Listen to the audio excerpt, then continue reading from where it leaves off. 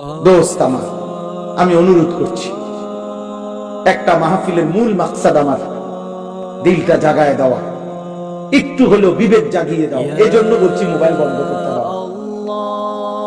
তুমি মনে রাখো, আগামী দিনে ইনশাআল্লাহ আমি একটা ছেলেকেও বলি, যদি কোনোদিন এই বন্ধুর কথা মনে রাখো, শুধু বাংলাদেশ না, ইনশাআল্লাহ আল্লাহর কসম, কোরআন সুন্নাত আগামী দিনের বর্ণনা, নবীজি সাল্লাল্লাহু আলাইহি সাল্লাম কিন্তু কিয়ামত পর্যন্ত এই পৃথিবীতে শেষ কি হবে, ইসরাফিল কিভাবে ফু দিবে, ওই পর্যন্ত পৃথিবীর সমস্ত কথা তিনি বলে গেছেন।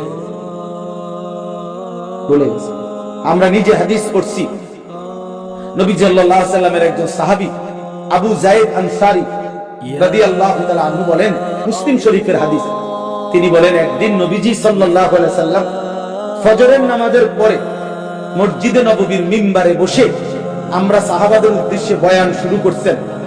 তখন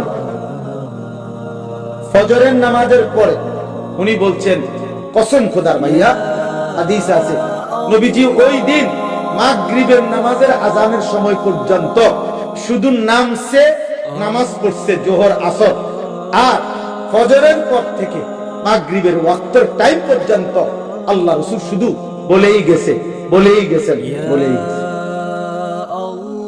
নবীজির জীবনের লম্বা বয়ান এটা করছেন। তো ওই সাহাবী বলছেন, কি বলছেন এত লম্বা, এই পুরো টাইম কইলো কি? তো ওই সাহাবী বলে, আল্লাহর নবী সাল্লাল্লাহু আলাইহি সাল্লাম সেদিন ইসরাফিলের ফু পর্যন্ত পৃথিবীর কায়নাতে কি কি হবে সবটা বলছেন। সাহাবী বলেন, আমরা কেউ কিছুটা মনে রাখছি, কেউ কিছুটা ভুলে গেছি, কারণ ফজরের পরে শুরু হইছে, মাগরিব পর্যন্ত মনে করেন 8 ঘন্টা, তো এত লম্বা ওয়াজ কি মুখস্থ রাখা সম্ভব? তিনি বলেন, আমরা কিছু তো ভুলে গেছি, কিছু মনেও রাখছি, কিন্তু সুবহানাল্লাহ, সাহাবী বলেন, কিন্তু এরপরে আমাদের অবস্থা হইছে, ওই যে মনোযোগ দিয়ে শুনে রাখছি, কানে তো শুনছি, দিলের মধ্যে তো জমা হইছিল, এবার যখনই পরবর্তীতে কোন একটা ঘটনা ঘটতো আমাদের তৎক্ষণাৎ মনে পড়তো, নবী তো এমনটাই বলছেন।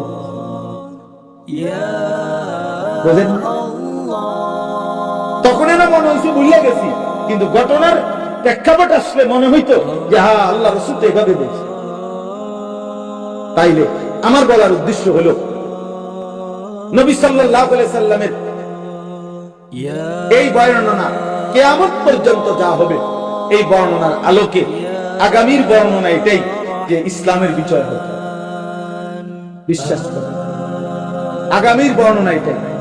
আগামীর সময় মাহদী আসবে, দাজ্জাল বের হবে, সারা পৃথিবীময় মাহদী ঈসা আলাইহিস সালাম আসমান থেকে নেমে আসবেন, পৃথিবীময় কালেমার পতাকার বিজয় হবে, সারা বিশ্ব একসাথে আল্লাহর খেলাফত, ইসলামের খেলাফত মাহদীর নেতৃত্বে প্রতিষ্ঠিত হবে।